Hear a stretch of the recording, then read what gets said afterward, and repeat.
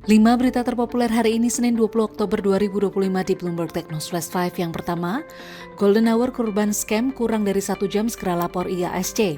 Otoritas Jasa Keuangan atau OJK meminta agar korban penipuan atau scam dapat segera melapor ke Indonesia Anti-Scam Center atau IASC. Hal ini terkait golden time untuk melacak aliran dana hasil penipuan sangat sempit.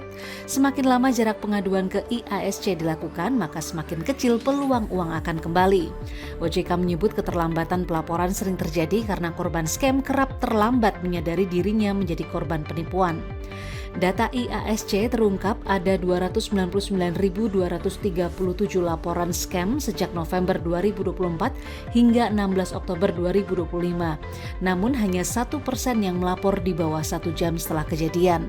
IASC merupakan pusat aduan dan penanganan penipuan keuangan atau scam di bawah OJK dan Satgas Pasti yang bertujuan mempermudah pelaporan masyarakat, mempercepat proses penanganan laporan, memblokir rekening pelaku penipuan dan melindungi uang korban. Kedua, setahun terakhir scam di RI rugikan 7 triliun rupiah, belum semua lapor.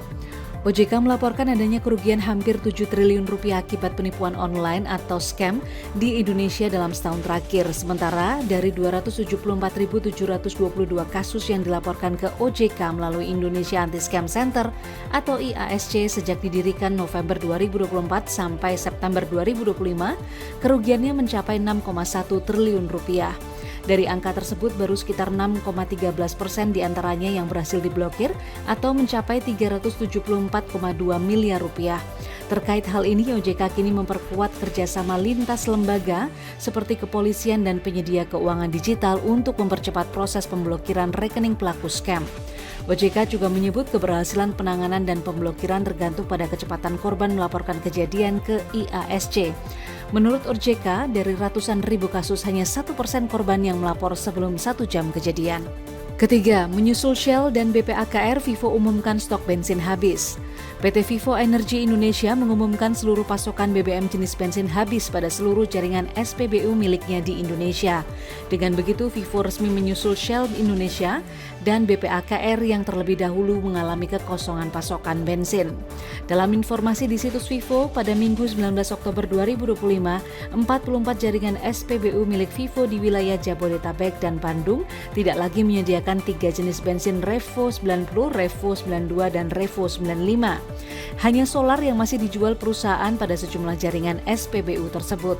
Sebelumnya kelangkaan BBM terjadi sejak beberapa bulan terakhir di mana Pertamina dan SPBU swasta gagal melakukan negosiasi. Kini Pertamina tengah mengupayakan pembaruan negosiasi tanpa proses lelang seperti sebelumnya yang diharapkan mempercepat proses. Keempat, kasus scam RI tertinggi capai 7 triliun rupiah hingga kalahkan AS. Indonesia menjadi negara dengan angka kasus penipuan secara online atau scam tertinggi di dunia.